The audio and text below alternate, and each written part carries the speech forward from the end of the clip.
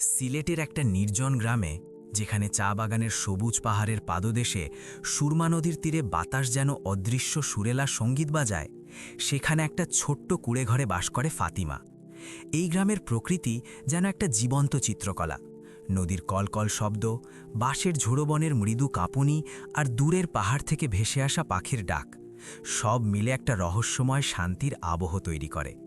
ফাতিমা এই গ্রামের একটা অংশ যেন, তার উপস্থিতি এখানকার মাটির সাথে মিশে আছে। কিন্তু তার জীবনের গল্প শুরু হয় একটা অন্ধকার অধ্যায় থেকে, যা তাকে আরও শক্তিশালী করে তুলেছে। ফাতিমার বয়স ১৯। সে একা থাকত। তার বাবা মা কয়েক বছর আগে এক সড়ক দুর্ঘটনায় মারা যায়। তারপর থেকে তার সংগ্রামের জীবন শুরু হয়। কিন্তু গ্রামের মানুষ তাকে ভালোবাসত। সবার সহযোগিতায় সে নিজের পায়ে দাঁড়াতে পারছে আস্তে আস্তে। ফাতিমা ছিল খুব নামাজি। তার মিষ্টি কণ্ঠে কুরআন তিলাওয়াত শুনলে মনে হতো যেন আকাশ থেকে ফেরেশতারা গান গাইছে। সে দিনে একটা স্কুলে কাজ করত, আর প্রতিদিন রাতে ঈশার নামাজের পর ফাতিমা তার ছোট ঘরের মেঝেতে বসে কুরআন তিলাওয়াত করত। একদিন রাতে ফাতিমা তিলাওয়াত করার সময় একটা অদ্ভুত অনুভূতি হলো। মনে হলো কেউ যেন তার দরজার আড়ালে দাঁড়িয়ে শুনছে। সে তিলাওয়াত থামালো না, বরং আরও জোরে পড়তে শুরু করল। তার মনে ভয় হলো না, কারণ সে জানত কুরআনের আলোতে কোনো অশুভ শক্তি তার কাছে আসতে পারে না। তিলাওয়াত শেষ করে সে দরজা খুলে বাইরে তাকালো, কিন্তু কাউকে দেখল না। ফাতিমা হাসল। সে ভাবল হয়তো বাতাসের শব্দ ছিল। কিন্তু তারপর থেকে প্রতি রাতে সে একই অনুভূতি পেত, কেউ যেন দরজার আড়ালে দাঁড়িয়ে তার তিলাওয়াত শুনছে। একদিন ফাতিমা গ্রামের বাজারে গিয়েছিল কিছু জিনিস কিনতে। ফেরার সময় সন্ধ্যা হয়ে গেল। রাস্তাটা নির্জন, দুপাশে শুধু অন্ধকার আর ঝোপঝাড়। হঠাৎ কয়েকটা বখাটে ছেলে তাকে দেখে বিরক্ত করতে শুরু করল। ফাতিমা ভয় পেয়ে দ্রুত হাঁটতে লাগল, কিন্তু ছেলেগুলো তার পিছু নিল। সে দৌড়াতে শুরু করল, কিন্তু হোঁচট খেয়ে পড়ে গেল। ছেলেগুলো কাছে এসে তাকে ঘিরে ফেলল। ফাতিমা মনে মনে দোয়া পড়তে শুরু করল, ইয়া আল্লাহ, আমাকে বাঁচাও, তোমরা এখান থেকে চলে যাও। হঠাৎ একটা গভীর কণ্ঠ শোনা গেল। ফাতিমা চোখ তুলে দেখল একজন সুদর্শন পুরুষ দাঁড়িয়ে আছে। তার শরীরে একটা শান্ত কিন্তু বলিষ্ঠ উপস্থিতি। ছেলেগুলো ভয় পেয়ে দৌড়ে পালিয়ে গেল। পুরুষটি ফাতিমার দিকে এগিয়ে এলো। সে হাত বাড়িয়ে তাকে উঠতে সাহায্য করল। তারপর বলল, চলুন, আমি আপনাকে বাড়ি পৌঁছে দিই। এত রাতে একা থাকা ঠিক না। ফাতিমা তাকে ধন্যবাদ দিয়ে তার সাথে হাঁটতে শুরু করল। বাড়ির কাছে পৌঁছে পুরুষটি হঠাৎ বলল, আজকে কখন কুরআন পড়বেন? অনেক তো দেরি হয়ে গেল। ফাতিমা থমকে দাঁড়ালো। সে অবাক হয়ে বলল, আপনি কিভাবে জানেন আমি কুরআন পড়ি? পুরুষটি হাসল। তার হাসিতে একটা অলৌকিক মাধুর্য ছিল। সে বলল, আমি ইব্রাহিম। আমি প্রতি রাতে আপনার তিলাওয়াত শুনতে আসি। আমি একজন জিন। আপনার কণ্ঠে এমন জাদু আছে যে আমি নিজেকে আটকাতে পারি না। ফাতিমা ভয় পেল না, তার মনে একটা শান্তি এলো। সে বুঝল এই জিন তার কোনো ক্ষতি করবে না। সে হেসে বলল, আপনি যদি আমার তিলাওয়াত শুনতে ভালোবাসেন তাহলে ভেতরে আসুন, আমি আজ অবশ্যই পড়ব। আল্লাহ আপনার মাধ্যমে সাহায্য না পাঠালে আজ কি যে হতো। আজ আল্লাহর কাছে শুকরিয়া আদায় করতে তো হবে। ইব্রাহিম হাসল, তার চোখে একটা গভীর ভালোবাসার ছোঁয়া। রাতের পর রাত ফাতিমা আর ইব্রাহিম কাছাকাছি এলো। একদিন ফাতিমা বলল, আপনি জিন হলেও তো একজন পুরুষ। আমার হঠাৎ মনে হলো এভাবে একজন পুরুষকে বাসায় আসতে দেওয়ায় আল্লাহ আমার উপর নারাজ হবেন কিনা। কিন্তু আমি তো তোমার কাছে না আসলে, তোমার কণ্ঠে তিলাওয়াত না শুনলে থাকতে পারবো না। আমার মনেও আল্লাহর ভয় আছে। এর সবচেয়ে সহজ সমাধান হলো বিয়ে। তুমি কি আমাকে বিয়ে করবে? ইব্রাহিমের ব্যক্তিত্বে মুগ্ধ ফাতিমা সাথে সাথেই রাজি হয়ে গেল। জিনদের নিয়মে তারা বিয়েও করে ফেলল। ইব্রাহিম তাকে তার জগতের গল্প শোনাত। আগুনের পাহাড়, সবুজ আকাশের নিচে জিনদের শহর আর প্রাচীন জাদুর কথা। ফাতিমা তাকে কুরআনের গল্প শোনাত। মুসা আলাহিসাল্লামের অলৌকিকতা, ইউসুফ আলাহিসাল্লামের ধৈর্য। তাদের ভালোবাসা আরও গভীর হয়ে উঠল। নিঃশব্দে যেন দুটো ভিন্ন জগতের আত্মা এক হয়ে গেছে। কিন্তু গ্রামের মানুষ এটা মেনে নিল না। এক রাতে গ্রামের এক বৃদ্ধা তাদের দেখে ফেলল। সকাল হতেই গ্রামে গুজব ছড়িয়ে পড়ল, ফাতিমা এক জিনের সাথে প্রেম করছে। গ্রামের মৌলভী সাহেব এসে ফাতিমাকে ডাকলেন। তিনি কঠিন গলায় বললেন, তুমি আমাদের গ্রামে বিপদ ডেকে এনেছ। জিনের সাথে প্রেম মানে শয়তানের পথে যাওয়া। তুমি এখনই তাকে তাড়িয়ে দাও। ফাতিমা কাঁদতে কাঁদতে বলল, ইব্রাহিম ভালো, সে আমার ক্ষতি করবে না, সে কারোরই ক্ষতি করবে না। কিন্তু মানুষ শুনল না। তারা মশাল জ্বালিয়ে তাড়া করতে এলো। ইব্রাহিম বুঝল সে থাকলে ফাতিমার জীবন আরও বিপদে পড়বে। সে ফাতিমার হাত ধরে বলল, আমি চলে যাচ্ছি, কিন্তু আমি তোমাকে কখনো ভুলব না। এই বলে সে একটা নীল পালক ফেলে গেল আর এক ঝড়ের মতো অদৃশ্য হয়ে গেল। ফাতিমা নীল পালকটা হাতে নিয়ে কাঁদতে কাঁদতে মাটিতে বসে পড়ল। তার বুকের ভেতর যেন একটা ঝড় উঠল, একা থাকার ভয়, ভালোবাসা হারানোর বেদনা আর আগামীর অন্ধকার। বিষণ্ণতায় দিন কাটতে লাগল ফাতিমার, কিন্তু মনকে শক্ত করে সে কাজ, নামাজ ও তিলাওতে ব্যস্ত থাকার চেষ্টা শুরু করল। কিন্তু কয়েক সপ্তাহ পর ফাতিমা বুঝল সে গর্ভবতী। তার মনে ভয় আর আনন্দ মিলে এক অদ্ভুত অনুভূতি হল। কিন্তু একা মেয়ে, সে কাকে জানাবে এই কথা? কেউ কি তাকে সাহায্য করবে? গ্রামের সেই বৃদ্ধাকে ভরসা করে গিয়ে বলল, কিন্তু সে তো জানে না এই বৃদ্ধা ইব্রাহিমের কথা গ্রামে ছড়িয়েছিল। এই বৃদ্ধা যত নষ্টের মূল। বৃদ্ধা সবাইকে বলে বেড়াতে লাগল, আর গ্রামের মানুষ যখন তার কথা জানল, তারা তাকে আরও ঘৃণা করতে লাগল। ওর পেটে শয়তানের বাচ্চা। তারা চিৎকার করে বলল, ফাতিমা আর থাকতে পারল না। এক বৃষ্টির রাতে সে গ্রাম ছেড়ে পালিয়ে গেল। সে অনেক দূরে চট্টগ্রামের একটা নির্জন গ্রামে এসে আশ্রয় নিল। সেখানে একটা ছোট কুঁড়েঘরে তার ছেলে জন্ম নিল। সে নাম রাখল ইউসুফ। ইউসুফ দেখতে সাধারণ বাচ্চার মতোই ছিল, কালো চুল, নরম ত্বক। কিন্তু রাতে যখন সে ঘুমাতো, তার শরীর থেকে একটা নীল আলো বের হতো। আলোটা এত সুন্দর ছিল যে ফাতিমার মনে হতো যেন আকাশের তারা তার ঘরে নেমে এসেছে। কিন্তু এই আলোর কারণে ফাতিমাকে সব সময় সতর্ক থাকতে হতো। সে জানত এই আলো দেখলে মানুষ তার ছেলেকে ভয় পাবে। ফাতিমা এবং ইউসুফ বারবার এলাকা বদল করছিল। ইউসুফের নীল আলোর কারণে তাদের কোথাও বেশি দিন টিকতে দেওয়া হতো না। প্রতিবার কেউ না কেউ আলোটা দেখে ফেলত আর গুজব ছড়িয়ে পড়ত, ডাইনি, ভূত, অপয়া। একদিন ফাতিমা অসুস্থ হয়ে পড়ল।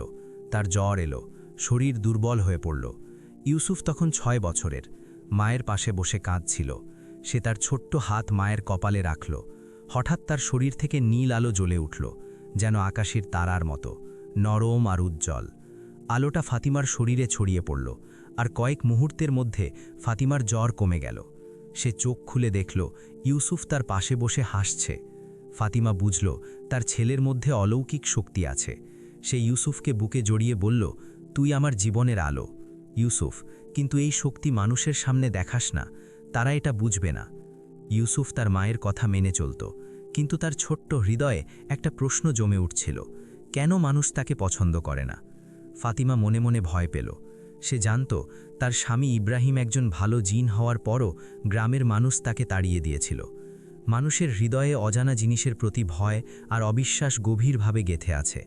সে ভাবল, আল্লাহর অজস্র নিদর্শন চারপাশে ছড়িয়ে থাকার পরও কত মানুষ তার উপর ভরসা করে না, তাকে অস্বীকার করে। ইউসুফের এই শক্তিও মানুষ জাদু মনে করবে, তাকে ঘৃণা করবে। তাই সে ইউসুফকে কঠিনভাবে নিষেধ করল, কখনো কারো সামনে তোর শক্তি দেখাবি না, এটা আমাদের গোপন থাকবে। কিছুদিন ভালোই চলছিল। তারা একটা নতুন গ্রামে এসে বাসা বাঁধল। ফাতিমা স্থানীয় একটা স্কুলে শিক্ষকতার কাজ পেল। ইউসুফ দিনের বেলা সাধারণ ছেলেদের মতো খেলাধুলা করত, কিন্তু একদিন সব কিছু বদলে গেল। ফাতিমা আর ইউসুফ গ্রামের বাজারে গিয়েছিল। হঠাৎ তারা দেখল বাজারে একটা বড় জটলা। মানুষজন চিৎকার করছে, কেউ কেউ কাঁদছে। ফাতিমা এক দোকানদারের কাছে জানতে পারল কাছেই একটা বাস দুর্ঘটনা হয়েছে। অনেক মানুষ আহত, কেউ কেউ মুমূর্ষু। নিকটবর্তী হাসপাতাল অনেক দূরে, দেরি হলে অনেকে বাঁচবে না। ইউসুফ মায়ের দিকে তাকালো, তার চোখে একটা অদ্ভুত দৃষ্টি। সে বলল, আম্মু, আমি ওদের বাঁচাতে পারি, আমাকে যেতে দাও না। না ইউসুফ, তুই যাবি না, মানুষ তোকে ভয় পাবে। কিন্তু এই প্রথম ইউসুফ মায়ের কথা শুনল না। তার ছোট্ট হৃদয়ে একটা শক্তি জেগে উঠল। সে দৌড়ে গেল দুর্ঘটনার জায়গায়। সেখানে মানুষজন কান্নাকাটি করছে, আহতরা মাটিতে পড়ে কাতরাচ্ছে। ইউসুফ একজনের পাশে বসে তার হাত ধরল। তার শরীর থেকে নীল আলো বেরিয়ে এলো, যেন একটা জাদুকরী পর্দা। আলোটা আহতদের শরীরে ছড়িয়ে পড়ল, আর একে একে সবাই সুস্থ হয়ে উঠতে লাগল। যারা মুমূর্ষ ছিল তারাও চোখ খুলে উঠে বসল।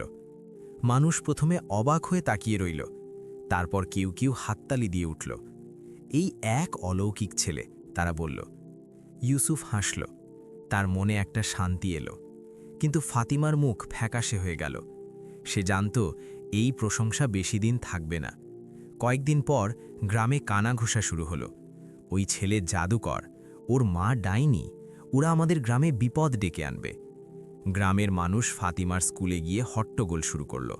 স্কুলের প্রধান শিক্ষক ফাতিমাকে বললেন, তোমার এখানে থাকা আর নিরাপদ না, তুমি চাকরি ছেড়ে দাও। ফাতিমার চাকরি চলে গেল। গ্রামের মানুষ তাকে ডাইনি বলে গালি দিতে শুরু করল।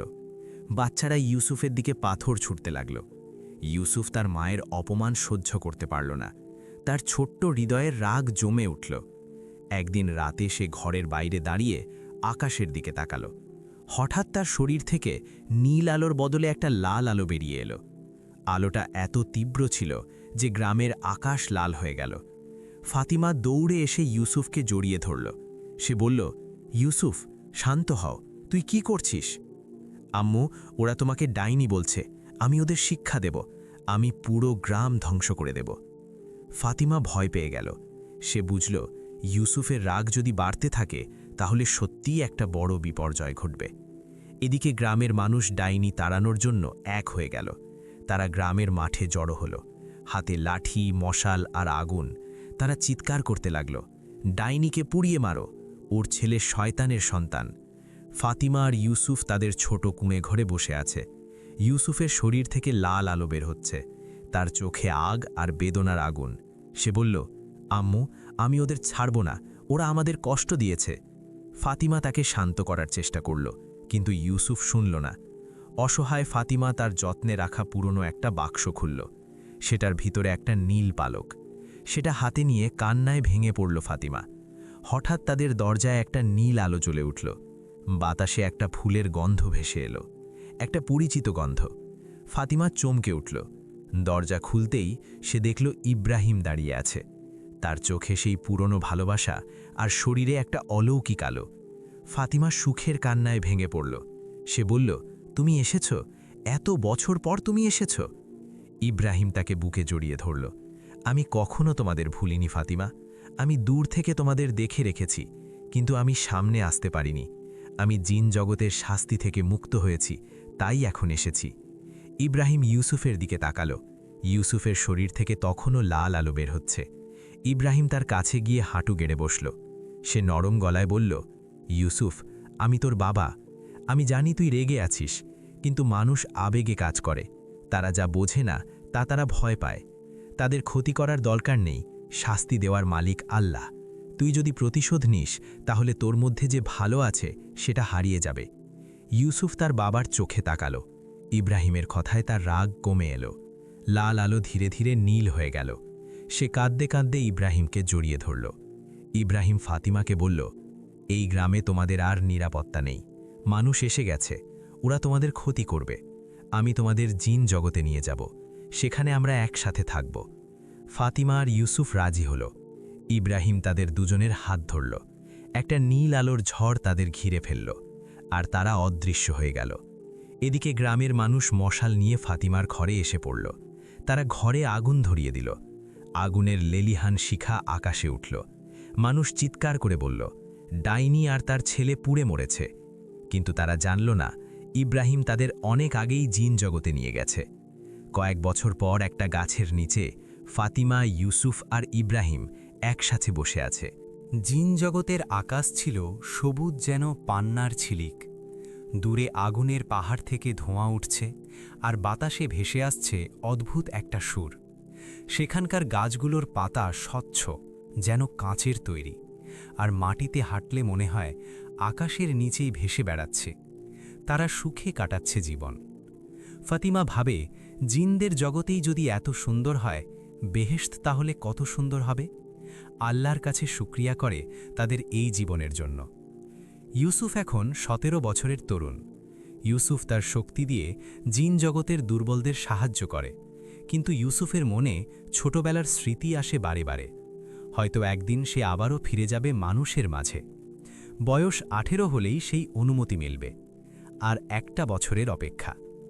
বন্ধুরা, আমাদের এই গল্পটি আপনাদের কেমন লাগলো এটা আমাদের কমেন্ট করে অবশ্যই জানাবেন, এবং ভিডিওটি শেষ পর্যন্ত দেখার জন্য আপনাদের ধন্যবাদ। এমন আরও গল্প দেখতে আমাদের এই চ্যানেলটি সাবস্ক্রাইব করুন।